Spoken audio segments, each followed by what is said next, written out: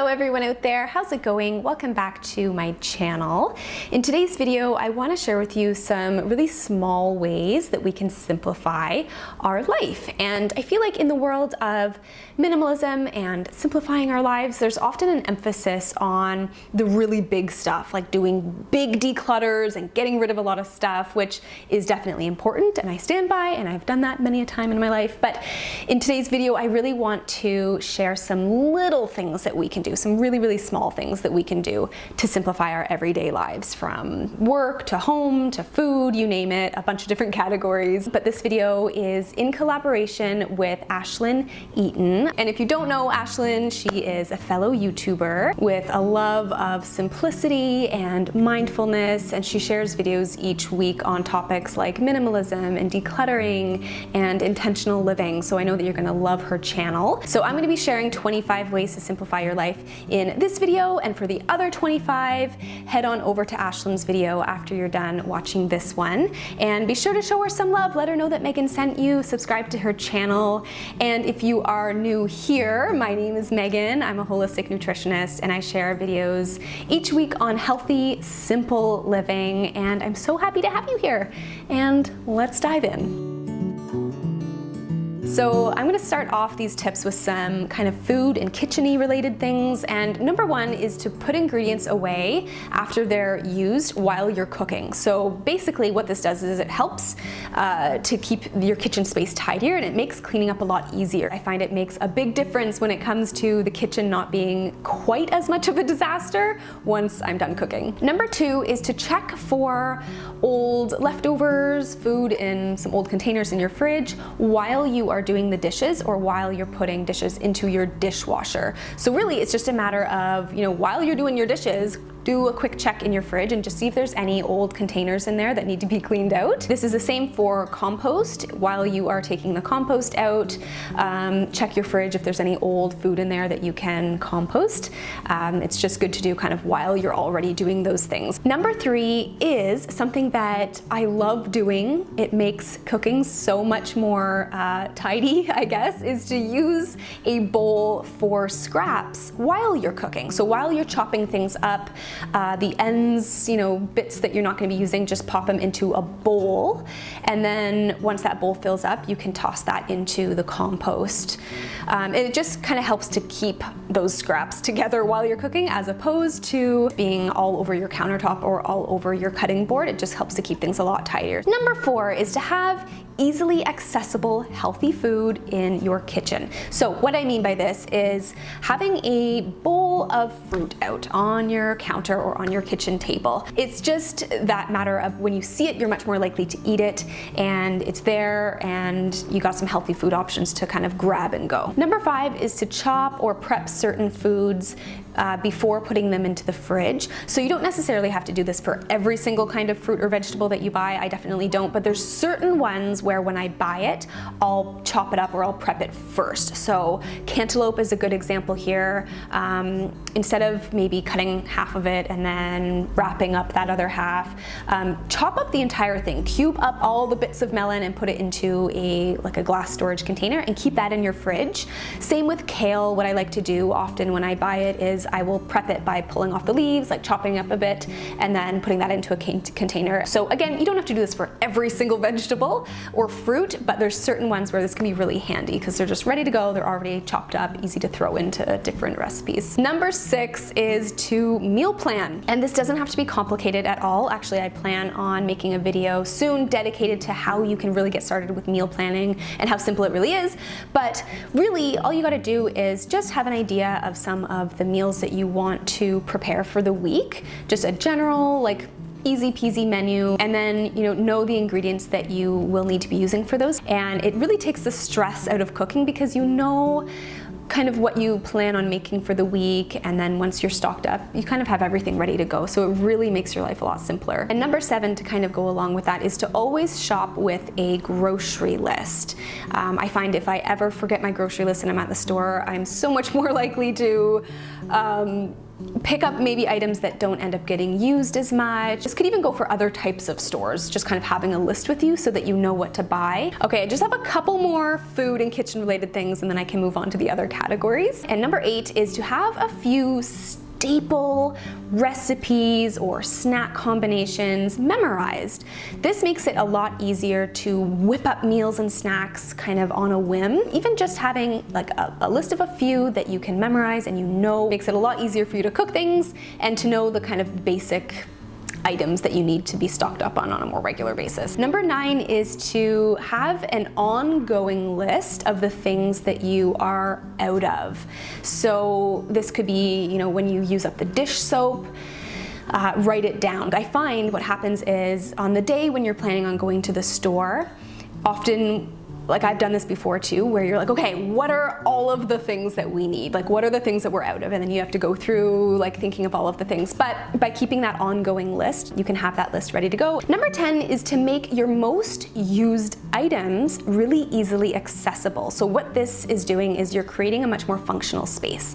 So some examples for this are things like utensils, mugs, certain types of pantry items. You want them to be easily accessible, the ones that you're using a lot of. You don't want them to be situated in a spot where it's always a hassle to get, or maybe the drawer, it's just awkward to basically access. Sometimes it's just a quick little evaluation of the way that you have things set up. This could be in any type of room. Okay, moving on to some other categories here. Number 11 is to hang up your clothes when you're done with them. So this really takes into consideration what's known as the minute or less rule, and it's really doing the things that you can do really, really quickly. So when you come home, hanging up your coat as opposed to tossing it on the chair, or at the end of the day, hanging up your clothes as opposed to tossing them on the floor. I find that it's those little things that we can do really quickly that make a big difference in keeping our life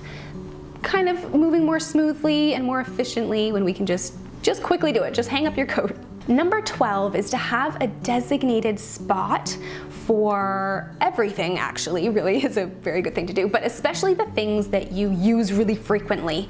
So, for example, your purse or your wallet or your keys, the kinds of things that you want to be able to grab easily, you want to know where they are, always have a designated spot for them. So, for example, I have a little hook that I put up in our front closet where I hang my purse, and that is where I keep it. That is always where it stays, and it also kind of works well because I always have my wallet and my keys in there, so I always know where those things are. Number 13 is to put into practice the one in, one out policy, and this is just a simple, it's almost like a mindset shift, but it's where anytime that you bring something new into your home or into a certain space, maybe if you're buying something new, you are getting rid of something. It's really the idea of knowing what you are going to be replacing so that you can avoid accumulating too much stuff. Number 14 is to declutter little spots that are used frequently. So I know that often, like I said at the beginning of this video, we focus on, doing these huge declutters in certain areas of our home, but focus on the little spots that you are making use of all of the time. So for example, this might be your bedside table or a coffee table or your bathroom counter or your purse or your makeup bag. Just the little spots that you're always making use of, declutter them. Number 15 is to buy in bulk or to buy more than one essential item at a time, if you have space for doing so, or if you have the money for it, or like maybe if it's on sale or something like that. And really what this does is it saves you from going to the store as often because you will have a little bit of extra stocked up. So this is really great for certain bulk items, maybe in your kitchen that you go through a lot, maybe different nuts and seeds. But this could also be, this could really be anything. Maybe soap is another item. But this can also go for other things that you use really frequently. So for me, classic example here is with lip balm. So as opposed to me owning just one lip balm at a time, because I use lip balm a lot, I really quite like lip balm. I like to have a couple of them. Number 16 is to do certain tasks on your laptop instead of your phone. So I find it just makes a world of a difference. I can't tell you how many times I have gotten sucked into just responding to emails on my phone or reading things on my phone, and I realize if I just open up my laptop, situate myself a little bit, open up my emails, it's so much easier. It saves you time. It's a lot more efficient. You can type faster. It's also just more comfortable to do some of those types of tasks on your laptop or your computer, your desktop, as opposed to your phone. Number 17 is to streamline your to-do list to just the essentials each day. So I actually talked about this in my recent video on my working from home routine. I shared a few productivity tips in that video. I will leave it linked below if you want to check it out. But something that I find really helps me a lot, makes my life a lot easier, is that when it comes to my to-do list, which I have and I use every day, I really just focus on the absolute essentials instead of getting really overwhelmed by having a long list of things to do. So this could have to do with work, but it could also be home related things. Any kind of list that you have of things that you want to do and complete just makes it a lot easier and a lot more enjoyable. More attainable to actually accomplish. Number 18 is to file or flag emails as soon as they come in. I'm not saying that you have to strive for always having, 0 emails in your inbox and it's perfectly organized. That is definitely not the case for me.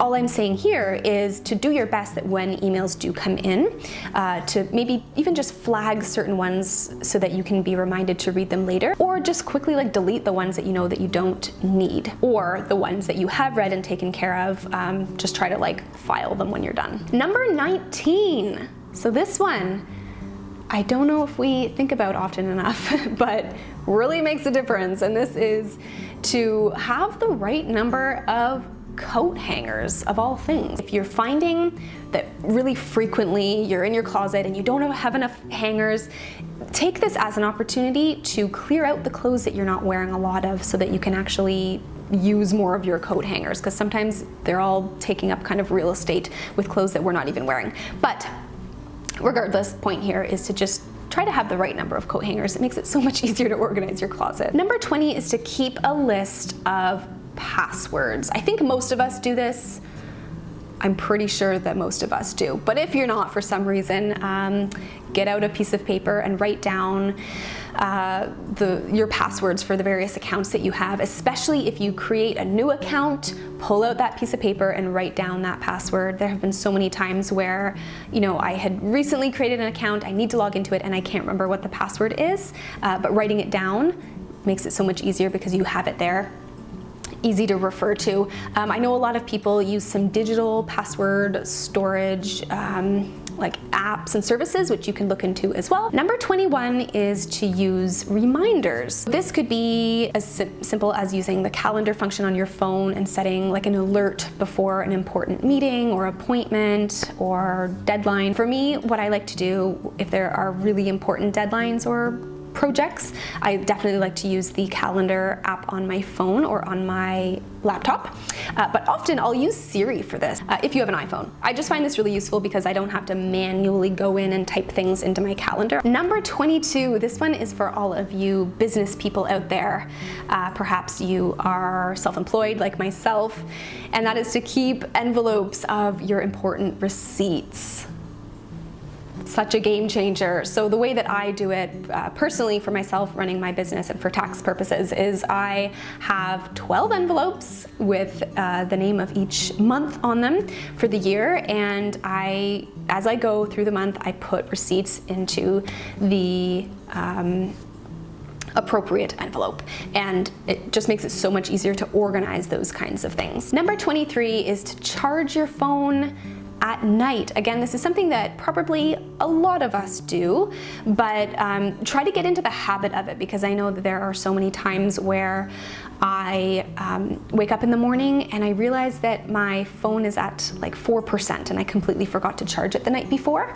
So I find that that's really helpful, and if possible, on top of this, what I recommend is charging your phone through the night, but also in a separate room. Really, really good thing to do. Makes it so that when you first wake up in the morning, you're not checking your phone immediately. Number 24 is to pause or take a few deep breaths or just basically pause for, a minute when you're making a decision, big or small, really. Sometimes we need more time than just a minute, but when we're making a decision, when we're faced with a decision, when someone's asking us something maybe kind of important, sometimes we just need a moment to calm ourselves, center ourselves before we can respond with the best answer. And number 25 is to do your best to go to bed at the same time each night. It makes it so much easier to wake up in the morning when your body is in that routine. So that is it for today's video. Thank you so much for watching.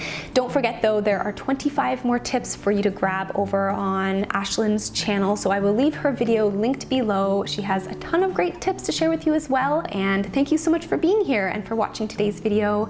And I will see you all in the next one. Bye.